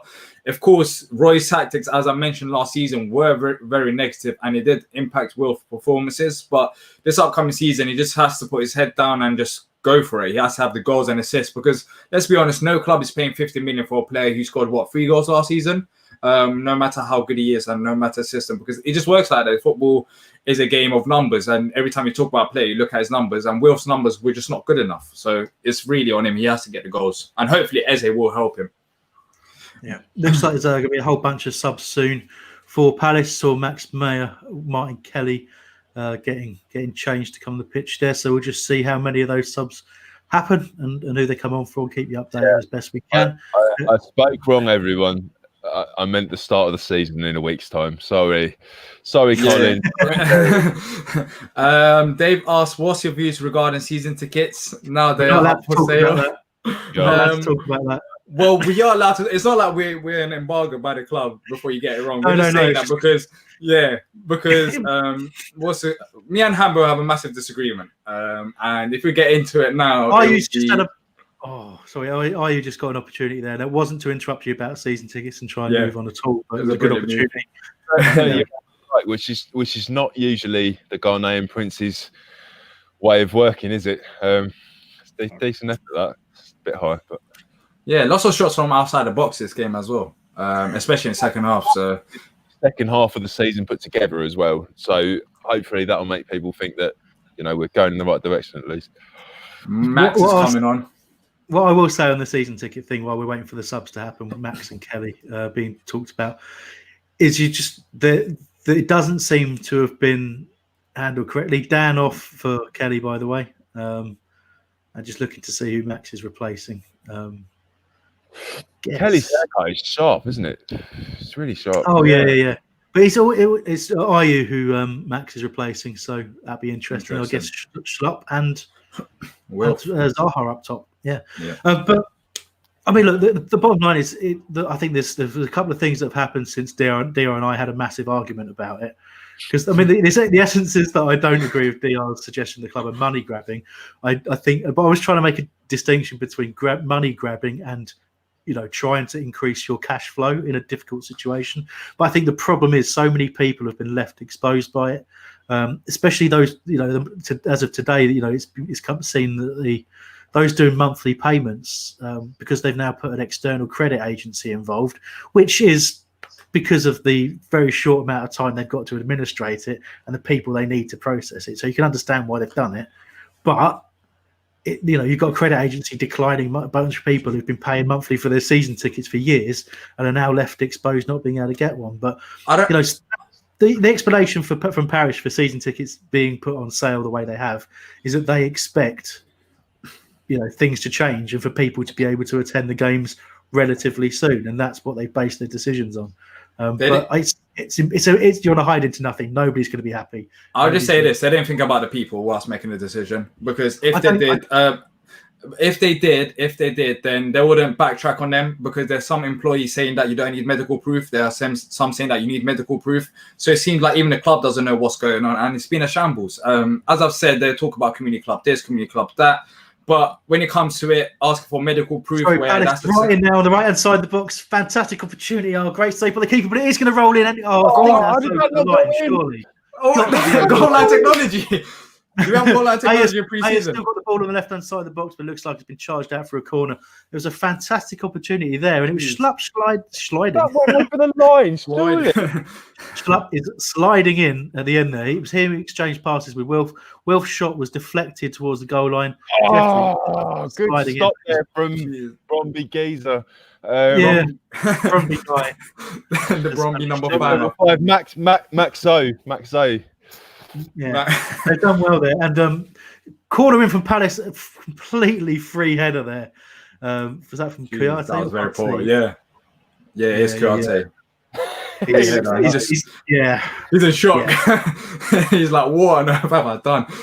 He did this, and then he was still doing it as he walked back on the pitch. It was pretending to do up his laces. The classic.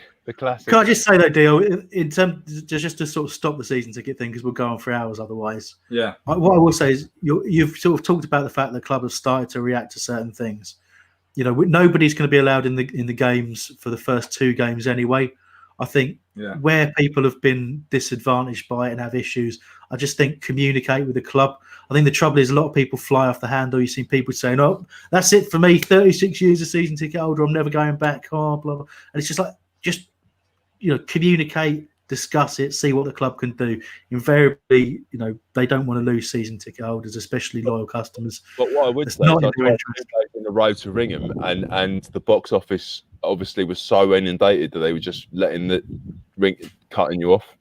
So I mean, I just email the box office and be patient. Didn't get a reply. So I can understand. when something's immediate in your head, I can understand you haven't got a reply, you can't get one. I can understand people's frustration. I don't know what else they could do. I think the 200 quid thing, when they've clearly gone back and said that you don't need that. To me, when I read it, it said you needed some kind of proof, and they've changed that, which I think is the right thing to do. I think that's the only thing they've done wrong for me, but. They should have had a cheap. Not everyone wants to go, but not everyone wants to lose their seats. It's we've never experienced this before. They should have had an option. Brondby have equalised, Diyar, as you're blathering on more about it. It's quite a spectacular goal. Sort of again, ball coming in from their left, our right this time, and it's their left back driving forward, just plays the ball inside. And it goes out wide. Again, nobody to be seen in the right back position at all. Cross into the box. And this time we pay the penalty as Lindstrom side puts it. How many crosses? How many crosses have Brondby had this game where we've struggled to really deal with them? Left-hand side, right-hand side, it's been a shambles. And this is not a good way to start next season if it's going to be anything like this, because Southampton will probably watch this game. We'll watch this game and we'll see that our left-backs and right-backs are just struggling massively. And they've got more quality players on their hands. Well, it just goes to show it's there is a give and take with whatever you do. And what's happened here is that the two players we have in the wide positions, although it's changed now because you've got Max on the left and it's still Townsend on the right. And arguably it's Andros Townsend on the right-hand side in that situation where he's not tracked back. He's all about being on the attack. And sometimes that's the thing that we crave. We criticise Roy for making players be too defensive. Unfortunately, this is the flip side of that. As Townsend bursts forward and trying again to get Wilfried Zaha in on goal, but it looks like a foul there, and the referee's called a halt to things. But Guaita would blame himself for that. I don't know who I would. He's going to blame himself. He's going to put a tweet out later and blame himself. He's just a guy like that. He takes responsibility. He loves the club as well. So Guaita has been fantastic for us. But yeah, he got his hand to it, but he just couldn't clear it out. But there was lots of power in the shot as well. But at the end of the day, we've been part of crosses, dealing with crosses. Yeah, we have, and that's the whole point. You don't need to have people stopping those crosses in the first place. We've not reacted, and going back to the coaching staff. I was talking about the players leaving people exposed there. But you go back to the coaching staff. We've been talking about it all game. They can clearly see it. We've done nothing to stop it. But it's pre-season, so you don't necessarily have to. You're working on specific things, and the specific thing we seem to have worked on today is not to stop crosses. We're still on the attack here, still trying to find a way forward. And let's face it, Palace have had a lot of opportunities to further the situation. As Max Mayer's completely through. Really should have finished. All right. Let's talk about Max. I know it's one big miss, but I know it's one big miss, but this is one part of his game which he hasn't really shown any signs of, even when he has played and has had good games. That when he comes to the final brilliant finish. What are you talking about? Yeah, that was a little tapping. Mitchell now crossed into the centre and has found its way to Townsend. His shot is directly into the face of a defender. Another great opportunity for Palace goal missing. Sorry, carry on your ill-advised rant about Max. No, it's not ill-advised because that was just a little tapping. Yes, it was a powerful finish. But other than that, Hamburg, go and tell me. When's the last time Max has scored a goal apart from that? How often does he play? I mean, he's yeah, but when he has played, he hasn't looked like a threat in terms of scoring goals. It's just a really weird thing to pick out of nowhere about his goal threat. Do we get many goals from anyone else in midfield? He's missed a fairly simple chance there. Jordan Ayew's missed about 3 or 4. Wilf's missed 3 or 4. Yeah, but let's not compare Jordan Ayew, who saved us single-handedly last season. I will talk about Wilfried Zaha, who's had his seasons where he's been brilliant for us. We're talking about a player, Max, where he's meant to be the skillful player, and maybe his assists. I'm not blaming his game in terms of his assists. It's 10-15 minutes a game, deal. He doesn't get to play match after match after. He's had his chances, Amber. He's had his chances, even in the Premier League. Compared to who? I mean, do you see what I mean? It's like it's oh crap. He's on his weak foot there. He's had no opportunity to strike. The keeper's come out and closed the area. You see misses like that every single day of the week. You do. No. I'm not blaming you for that. You do definitely see misses like that. But I'm just saying, with Max, I haven't seen him since he had joined Palace, whether that's 10, 15 minutes or whether that's 9 minutes. Yes, he scored last week of him being a threat in front of goal. He's not there to be that, is he? Where has he played? Where has he been playing? He's not. He's played out wide, but also like James McArthur didn't score all last season. It's like you picking out and saying, "Oh, McAdoo." Yeah, but James McArthur. Okay, James McArthur's done other things. James McArthur's done other things. Let's not compare James McArthur to Max. 90 minutes a week, but I'm just saying, you're Mike, weigh in on this, please. I mean, good point. I think that particular chance, it certainly proves that we should be 3 or 4-1 up. And I think on a normal day, I'd be quite happy with the way that Roy's gone to play this game. In terms of what Max done today, I don't think he's done anything wrong other than missing that chance. In terms of the season, I just think that he's in a no-win situation with the way that he's been played for the last season. I don't see what he can do to prove himself with the sort of the opportunities he's had. Really, I'm not sure he's going to get any more chance this season either. So, I just think for you, Diyar, with the greatest respect, that was the worst sort of case of confirmation bias I've seen in a long while. Where immediately something happens, you latch straight onto it. He doesn't get enough opportunities. He doesn't score enough goals. You're like, well, hold on a second.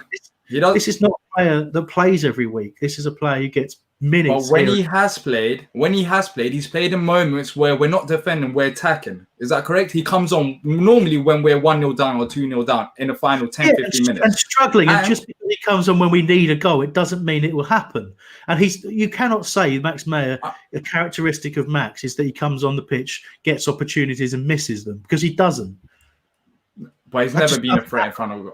We've had a lot of comments here. Like, Frederick, what is your main topic here in the chat? Well, it's Palace. He's never had a run of games. Okay, we're going back to Max in a minute then. What else? So Palace coming through on the right hand side. They're just hoping for an opportunity. Got some players coming to the box. Max at the back post there, but as Diyar says, he doesn't really get forward enough. Doesn't get many opportunities. So no surprise there. They didn't end up. He's not a finisher.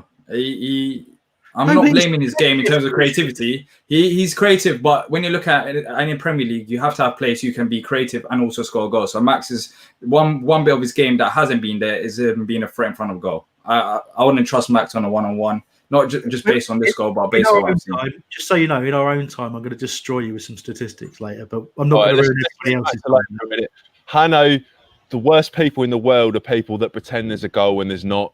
We've had that in all the games. You are a terrible person. A boring person. And yeah.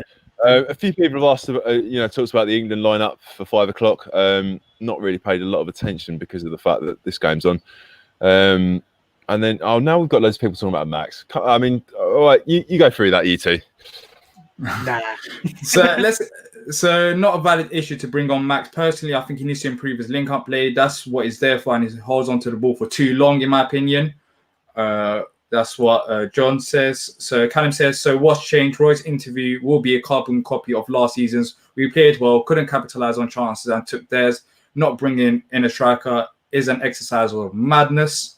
Sorry, just Brondby almost in again here. Just a little bit of a heavy pass. Sorry to interrupt there, Diyar, but yeah, it looks like. I mean, obviously we're going to have to push now, and they're dangerous on the break. They're a good side, I have to say. Really impressed. And Palace, yeah. I mean, let's not get overboard. I take the point from what Callum's saying there, but in terms of pre-season, in terms of whatever comments Roy makes about pre-season game, I'm not putting too much weight in them myself. I think what we've seen today so far, given it's only 77.5 minutes, don't know how you guys feel, but what we've seen today is we've seen games where the new system has shown lots of promise, lots of exciting football, and today what we've seen is a weakness in the new system, which all of these things require working on continuously, and it's been a real shame today that we've been so exposed in those wide areas. Yes, defensively, as you said, the right back and the left back position has been exposed many times, and that's how they got the goal from cross out wide. But V Flynn says, stop arguing, lads. We've had a shit first double, but in a second, just couldn't get over the line. No, it's not even an argument. It's just about Max. Like, I don't have a problem with his play, but then again, he's not what. I don't think he's that player that people. Did you just see what he just did there, Diyar? Did you just see it? I mean, come on. He just switched the ball. He's a Premier League player. He just switched the ball. Before it was just lovely. Just love to see that, and that's a fantastic effort there. Oh, beautiful! With a long-range effort, nearly 2-1 Palace, remains 1-1. But that was interesting. From that long cross-field pass by Luca, Townsend cut back from the right-hand side to Luca's feet, and he's just a little bit high, a little bit wide, but good opportunity there and some nice football from Palace. Yes. What's the new system? There isn't any new system. It's the same 4-4-2. That's how we started the game. It's the new old system. I think when we were talking about what is the new system, when we were talking about what had failed in it, Diyar, in terms of the wide stuff. So we're talking about the new system being the 4-4-2 of old, when we had Loftus-Cheek. I think assuming that's what you meant. I think it's the system that Roy got his very first win against Chelsea after our 7 defeats in a row, essentially. 2 false number 9s. Yeah, very much so that. And look, as I said before, we've seen it work a lot. And I think, Diyar's right to point out the frustrations of the 2 fullback areas. And, I know you said stop arguing that, but me and Diyar love arguing about stuff. It's our highlights. Yeah, exactly. Me and Hambo don't agree nothing. That's not true. We both agreed that time at Leicester that we needed to get you into that pub so you could have a shit. Yeah, exactly. Apart from that, we always argue. What striker do you think will bring in before the end of the transfer window? We've had lots of questions like that today, but zero clue who would that be? Because all the players that we've been linked with doesn't seem like Palace are closing in at them. Watkins seems like it's going to Villa. Edouard seems like it's going to be not in our price range. Not too sure. I predict no strikers. There's a massive opportunity there for Brondby, but the whistle has gone. Otherwise, they potentially were heading into an empty net there. But I'm predicting no strikers. But the thing is, a lot can change. A lot would depend on outgoings and the last. You don't want things to happen all on the last day. You'd like us to get ahead of the game. We all know that we want to get a striker in, but as we talked about earlier, you don't want to get the wrong striker in because strikers are expensive. If you get one in who's no better than what you've got and doesn't offer anything new and doesn't get you the goals that you hope he would, you'll be absolutely crucified. And all of us will be on here moaning about what a terrible transfer decision that was and how they're going to be a backup to you, aren't they? Because, even if it's Kane, it's going to be a backup to Jordan Ayew. So, they've got to take that into account as well when they sign for Palace. So, wait, that is brilliant. Sorry to cut you off, but West Ham are losing 5-2 to Bournemouth. And yesterday, Mark Noble went on Twitter slating basically the board, saying, "Why did we sell Grady?" So things could be worse. Things could be worse at Palace. Let's just say that. Good. And I've got to say, Palace again, another attack there coming to nothing. But we're going up to the 82nd minute, so Palace are going to be really trying to push for the winner here, I'm sure. But it'd be wrong not to take a moment to look at what's happening at West Ham. Absolutely unprecedented to see the club captain go on social media and directly criticise the sale of a young player. He's in the right, and I said this yesterday. I think Mark Noble in some ways should be quite surprised. Not just surprised at the sale, he should be surprised at the fact he's still a Premier League footballer, captaining a Premier League club, because he's awful now. But that aside, for someone with that much influence to come out, and then you look at the responses to it, the West Ham fans are all right there about how ridiculous it is. But it goes to show you what happens when you spend a whole bunch of money, effectively racking loads of debt up in your club because their club is just full of debt. And now their only options are to make any changes in their squad is to sell players, and you can only sell players people want to buy. And I'm thoroughly enjoying the mess that they're in. It's absolutely brilliant. In fairness, I've met David Gold and he's a nice guy, but no time for Sullivan at all. Plus we've got a couple of their ex-players, so it might benefit us at some point. Yeah, they love doing business with us. Yeah, James Hopkins, Kouyaté, both brilliant business as well. We got Kouyaté for around 10 or 12 million, and James Hopkins for a low fee as well. So brilliant businesses from we should get a striker on loan. I just got a little rant about that. I just don't see the benefit. It's one of the Conor Gallagher thing on loan, fine, but I just don't see the benefit of getting a striker on loan. we're not going to. That's just another season of making sure that we don't go down. I think it's better off to use a loan for something more constructive. Help a player out. Opportunity there for Schlupp. And he could have released it a little bit earlier. May was in support, a couple of players around him, but he's taken it all on his own, tried to beat everyone, and he's ended up hitting the side netting. But I mean, good skill, good drive, good determination. It's what you like to see from him. But unfortunately, the finish wasn't there.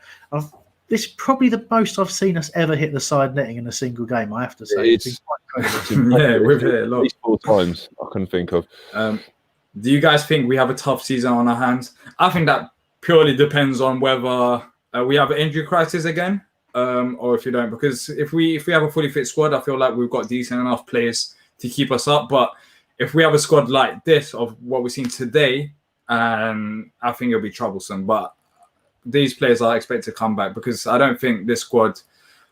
I don't think it's got that much talent. I'll be honest with you, the squad that started today in terms of staying up in the Premier League. But yeah, what do you guys think? Yeah, cool, Mike. I'll let you go first. I mean, I don't want to be that guy to go, let's see in a few games, because there's plenty of people on our Twitter feed that have said that when we've asked the question. But I do think our strongest 11 would keep us up. Diyar's right. I don't think there's a lot of squad depth, so a couple of injuries, we might be in trouble. But I think there's a few teams in that situation. I certainly can't see Sheffield United doing what they did last season again.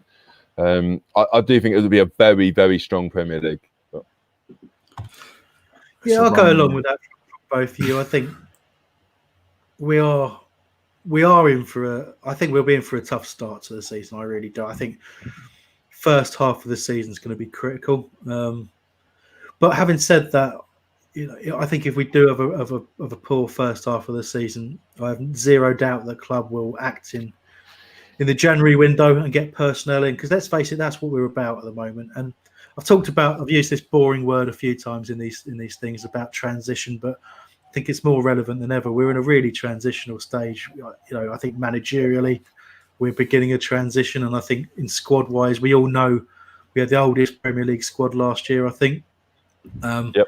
Much has changed there. We brought in two younger players, which will help, but we've still got to do an awful lot more work there. So it's really hard. It's a really tough job for the club to keep one eye on staying in the league and the other eye on just securing a future, because we can't keep doing what we're doing, which is relying on the same players week in, week out to just dig in and grind us out enough points to get by, because that's not progression. And eventually you will get caught out. And that's the danger for next year. It's probably the biggest danger I think we've been in terms of being caught out in that respect. So I'm really hoping for a productive last few weeks of the window. If we can do that, get enough bodies in, we'll be okay. But with this squad right now, yeah, I think we'd go down, if I'm being brutally honest. I don't have high expectations anyways going into the season, because I don't want to be disappointed. So if we stay up, I feel like that'll be a decent season for us, and that's my expectation.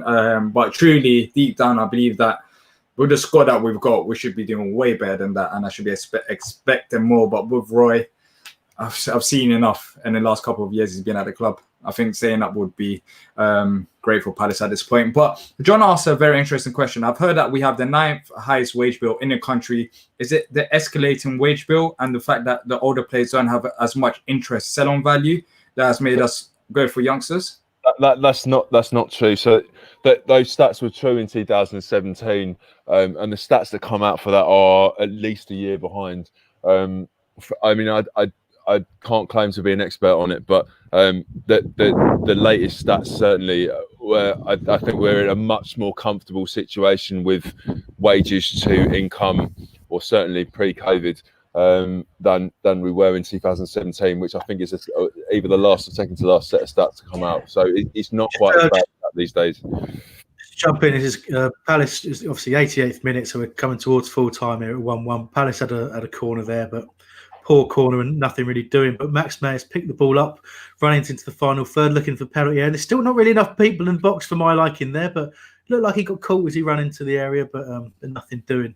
And it's gone out harmlessly for a throw. But Yeah, these last few minutes really petering out in terms of the match. But yeah, totally agree. It's a very good point you made there, Mike. It's probably not as dire as those statistics suggest. But what I do think is important is we were definitely at one stage spending way too much of turnover on wages, and that happened when we made a few big signings. And it's easy to forget that the likes of Sacco and Benteke, when we signed them, did make a huge difference in their first seasons. And those were good investments at the time, but the wage, John's right, the wage bill did escalate, and the sell on value thing isn't there. But realistically, it's about performance, isn't it? I mean, it's not just about the club will want to get some value out of players they move on, and if you keep everybody until they retire or until they're not up to Premier League standard, you won't really get much for your investment. But it's more, but it's just about performance. It's about having a deep enough squad. It's having about a fit enough squad. And at the moment, and the older players get, the more injuries they tend to pick up, when they take longer to recover from them. All those things all come combined into. That's why you don't, maintain the oldest squad you can possibly can. Experience counts for a lot, but our best players are all, getting up there in terms of age. Look. Let's say that what we fear the most, relegation, happens. We'll be in a very, very sticky situation with our current squad. You look at Norwich now; they're in a position where they've got young players who are worth more, of course, because of their age. They can sell them on, and they can start that programming again. Because last season they had a young squad, but now they could go and sell them young players, build a new squad, and then push on again. But whereas if we get relegated, who has the value right now in this Palace squad? What you're asking, Sacco? You're looking at possibly Wilf, but we've got a very aging squad. That's why we need more younger players, and I feel like it's more of a long-term thing, because as Hambo and Mike mentioned, it's the assets. These players are not good assets right now because of their age. Got a good opportunity here. We're into 2 minutes of injury time, just 30 seconds into an injury time now, and Mayer's been fouled just outside the area. This is probably, you'd argue, going to be the last big chance for Palace. You'd expect the position of it. It's the left-hand side of the penalty area, about 22 yards out, and Luca is lining it up. Good position for his right foot. You'd expect, and the keeper's leaving a big Wayne Hennessy-style gap to his right-hand side. So if they can get enough pace and dip on this, which he nearly does, the keeper's tipped it over the top. Good save in the end. Not quite enough pace on it, I'd say. Yeah. The score is still 1-1. Palace 1, Brondby 1. Final pre-season game before the season starts next week. It's all gone so quick, pre-season and the way that last season ended. What about Antonio? We were interested before. I don't think West Ham will sell Antonio because he had a decent end to the season last time around. So, especially to Palace, I don't see it happening. Doesn't fit the profile, does it? Because he's 30, 31, 32 maybe. Is he that old? Yeah. Jeez. So there's no chance unless you're signing him as maybe West Ham are in danger of going under. We can get him cheap or something like that. It'd be a good squad option for a year or two, but it's not going to solve the long-term objective, the long-term issue of trying to bring some youth and talent into the squad, really. So, which is a shame. A couple of years ago when we were close to getting him, I think he would have been really good for us. But yeah, I think that ship has sailed. Wilfried Zaha on the ball just outside the penalty area. Just a line of players in front of him, and he's tried to shoot the ball to the back post to Gyro. And it's just Palace really struggling to find that gap. Struggling to break them down, yeah. That's it. And that is the full-time whistle. Fair score, 1-1. 1-1. So what's your reactions to the game? Final pre-season game, Hambo. Are you confident going into next season? No, but look, I'm also not despondent either. Drawing 1-1 with a side that looked fit, sharp, and looked like they'd actually worked hard on how to beat us, really, and they did a really good job of nearly doing so. But I think at times we also showed our class, and I think once you take that edge off for what is a pre-season game, I think you can look closer in ability to teams, and I think we got a little overconfident perhaps with just how terrible Millwall and Charlton were. And I think that maybe just got us a little bit too confident. Roy does not look happy. Very, very stern look on his face. Be interesting to see his post-match comments. For me, it showed some fragility in the system that we're looking to employ. So realistically, I think we've got some work to do there. And just in how we counter that balance in the wide areas between wanting whoever's playing wide, whether it's Eze, whether it's Wilf, whether it's Townsend, whether it's Max Meyer, whoever's in those positions, getting that balance between attack and defence is going to be extremely important next year. Mike, what do you make of pre-season? I know it's only pre-season, but of course the Oxford United game, Millwall, Charlton, we've got a couple victories there. Have you been impressed by anyone in particular? Well, let's first of all, Ash said unbeaten in pre-season Europe. Here we come. Yeah, 10 points from the 4 games. Phantom Z will be a Europa League side. So yeah, I mean, let's not be like xenophobic and go, this is a side that are second rate. They're not. I can understand why Roy would be angry, because this is not the kind of performance he's keen on. This is a Pardew style performance. Score one more than the opposition. I don't think that's the way he likes to work. I think for me, once Eze signed up, I'm happy enough. I'd love one more in, but I just want us to finish 17th. To be honest, I think we're capable of doing that. We'll see. I'll never take too much out of pre-season. Last season we lost 4-0 in the final home friendly, didn't we? Or was it 5-0? So yeah, I think it's all right. Hopefully we start the season off strong. Phantoms asked, will you be doing these streams for Premier League games? Not too sure yet. It's possible, isn't it? It depends. Yeah. It depends how we're watching them, really. We haven't talked about it, but I guess Diyar, it all depends on how. If we're watching it on TV or whatever, we'll be relatively synced. But if we're watching it on, some streamers that we might find, could be harder, couldn't it? To ensure we're all watching the same thing at the same time.